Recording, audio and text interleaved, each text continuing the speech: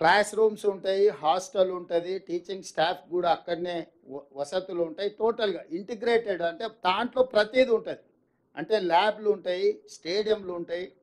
ప్రతి వ్యవస్థ అంటే ఒక ఒక ప్రైవేట్ స్టాండర్డ్ క్యాంపస్‌కి పోతే మీకు ఎన్ని రకాల మౌలిక వసతులు ఉంటాయో పిల్లలకు, ఈ ఎస్సీ, ఎస్టీ, బీసీ మైనారిటీ పిల్లలకు కూడా ఆ రకమైన మౌలిక వసతులన్నిటిని ఏర్పాటు చేసి, వాళ్ళ మధ్య తారతమ్యాలు లేకుండా ఎందుకంటే ఇది సోషల్ కాజ్‌కి తయారవుతుంది. ఎస్సీ స్టూడెంట్స్‌ని అందరిని ఒక దగ్గర, ఎస్టీలను అందరిని ఇంకొక దగ్గర, బీసీలను ఇంకొక దగ్గర, మైనారిటీలను ఇంకొక దగ్గర మనం సంవత్సరాల కొద్దీ విద్యను అందించి వాళ్ళని పెంచడంతోని ఒక రకమైన అభద్రతా భావం వాళ్ళ మనసుల్లో పేరుకుపోవడానికి అవకాశం ఉంది. వీళ్ళందరూ కలిసి ఉండడంతోటి మనమంతా ఒకటే అన్న భావన కాకుండా ఒకరి మధ్యలో ఒకరికి ఒక సౌహృద్భావమైన వాతావరణం వస్తది. అంటే ఒక సోషల్ కాజ్‌ను దృష్టిలో పెట్టుకొని ప్రణాళికలు సిద్ధం చేస్తున్నాము.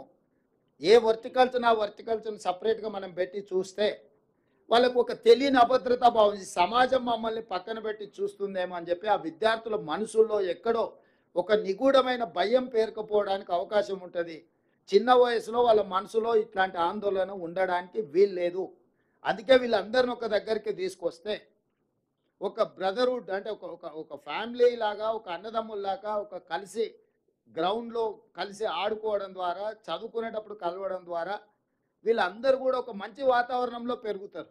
సో, వాళ్ళందరిని ఒక ఇంటిగ్రేటెడ్ క్యాంపస్ క్రియేట్ చేస్తున్నాం.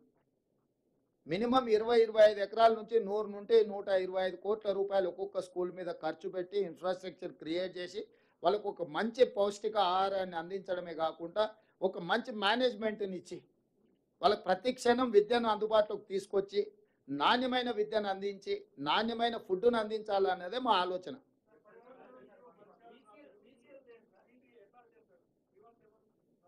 ఆల్రెడీ క్యాబినెట్ సబ్ కమిటీ ఇచ్చినాం. చాలా వరకు పరిష్కారమైన మిగతా వాటి విషయంలో కూడా ప్రభుత్వం సానుకూలంగా పరిష్కరిస్తుంది. ఎందుకంటే వాళ్ళందరూ మనవాళ్ళు.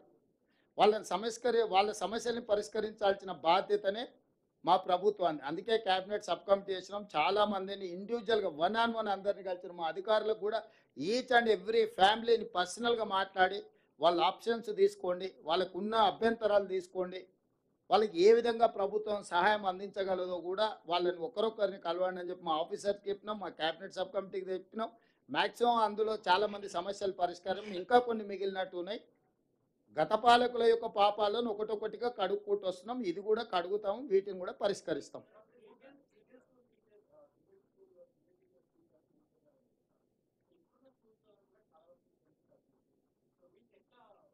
లేదు స్ట్రెంత్ తక్కువున్న స్కూల్‌లు మూయం.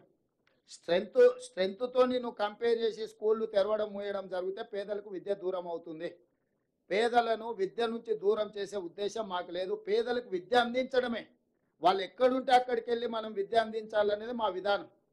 ఇట్స్ వాళ్ళ రైట్ టు ఎడ్యుకేషన్ యాక్ట్ తీసుకొచ్చిందే కాంగ్రెస్ పార్టీ శ్రీమతి సోనియా గాంధీ గారు. సో, వాళ్ళకి విద్య అనేది హక్కు. ఆ హక్కును కాలరాసే అధికారం ఎవరికీ లేదు. దాన్ని ఆర్థికపరమైన అంశాలతో ముడిపెట్టే ఉద్దేశం మాకు లేదు. మంచి ప్రణాళికతో ముందుకు వస్తాం. వాళ్ళందరికీ విద్యను అందుబాటులోకి తీసుకొస్తాం. వాళ్ళు ఉన్న దగ్గరికైనా మేము వెళ్ళి విద్యను అందనిస్తాం.